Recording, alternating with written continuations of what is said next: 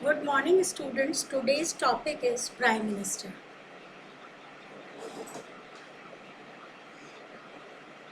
Section 74 of the Indian Constitution provides for the post of Prime Minister.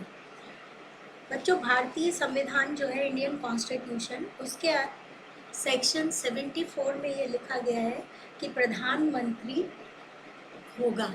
हमारे देश के लिए एक प्रधानमंत्री की पोस्ट बनाई गई है। अब हम पढ़ेंगे कि प्राइम मिनिस्टर का अपॉइंटमेंट कैसे होता है। Appointment of the prime minister. The constitution provides that the president will appoint the prime minister according to the basic principle of the parliamentary system. The president is bound to appoint the leader of majority group of the Lok Sabha as the prime minister. देखो बच्चों, संविधान में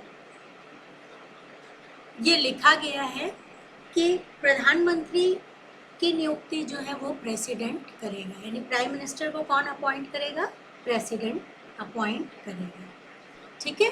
और कौन सा आदमी prime minister appoint किया जाएगा?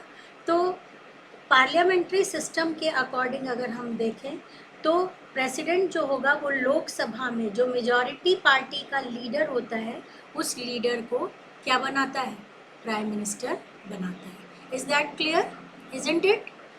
अब हम पढ़ेंगे functions and powers of the prime minister. अब आपके बोर्ड एग्जाम में function of the prime minister आए तो भी आपको यही पॉइंट्स लिखने हैं, और अगर powers of the prime minister आए तो भी यही पॉइंट लिखने हैं। फंक्शन और पावर दोनों सेम ही बात है। In a parliamentary form of the government, prime minister is the basis of the constitutional house. Parliamentary system के अंदर प्राइम मिनिस्टर जो होता है वो हेड के रूप में माना जाता है। ठीक है, यानी पूरी चीज़ें जो बेस होती हैं या हमारी पार्लियामेंट्री सिस्टम का जो बेस होता है वो बेस कौन होता है? प्रधानमंत्री होता है।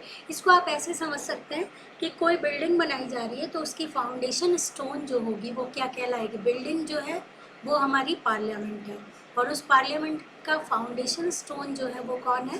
प्राइम मिनिस्टर है, बेसिस है वो। सबसे पहले है formation of the council of minister.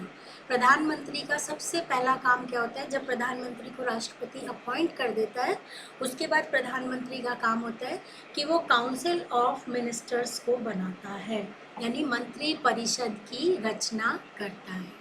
After gaining his office, यानी अपनी पोस्ट को लेने के बाद, the prime minister firstly forms the council of minister.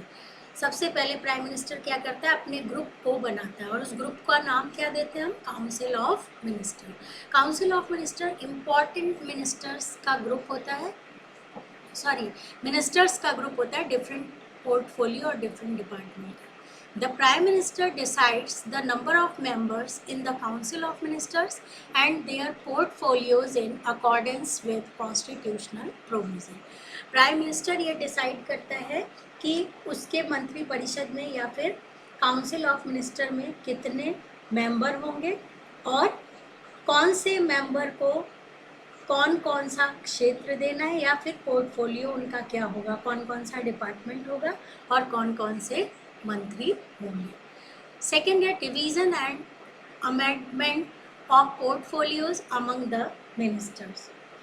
दूसरा है मंत्रियों में क्या करता है? पोर्टफोलियोज का मतलब होता है विभागों का या डिपार्टमेंट का बंटवारा करता है, और अमेंडमेंट का मतलब परिवर्तन करता रहता है। जैसे आपने देखा होगा राज्य के अंदर यानी स्टेट के अंदर और सेंट्रल के अंदर टाइम टाइम पर मिनिस्टर्स के डिपार्टमेंट चेंज किए जाते हैं। ठीक है, तो उसे हम कहते हैं अमेंडमेंट। जो चेंज होता है उसे हम अमेंडमेंट कहते हैं।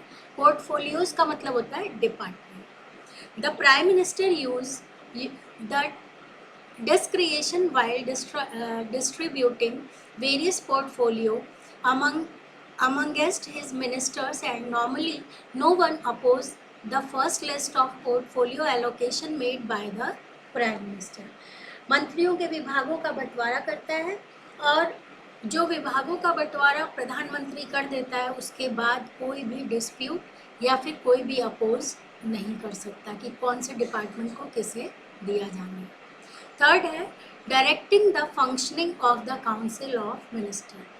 प्राइम मिनिस्टर जो होता है वो ही ये डिसाइड करता है कि काउंसिल ऑफ मिनिस्टर्स की मीटिंग जो होती है वो, प्रधानमंत्री का काम होता है कि मंत्रिमंडल की जितनी भी बैठक होती है, काउंसिल ऑफ मिनिस्टर की जितनी भी मीटिंग होगी उसे वो प्रिसाइड करेगा, संचालन करेगा।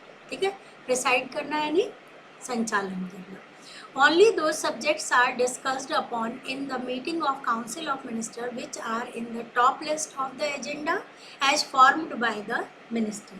और वो जो मंत्री परिषद की बैठक होगी, जो भी मीटिंग वगैरह बुलाई जाएगी, उस मीटिंग में उन्हीं एजेंडा कहते हैं मुद्दों को, उन्हीं विषयों पर बात की जाएगी जिसकी सूची कौन बनाता है? प्रधानमंत्री बनाता है। इसका मतलब प्रधानमंत्री पूरी तरीके से हेड होता है। फिर फोर्थ है coordination between various departments of the government. Prime minister का काम होता है बच्चों कि ये जो डिफरेंट डिपार्टमेंट होते हैं, like defence department, finance department, HRD department, education department, ये सारे डिपार्टमेंट के बीच में वो क्या करता है?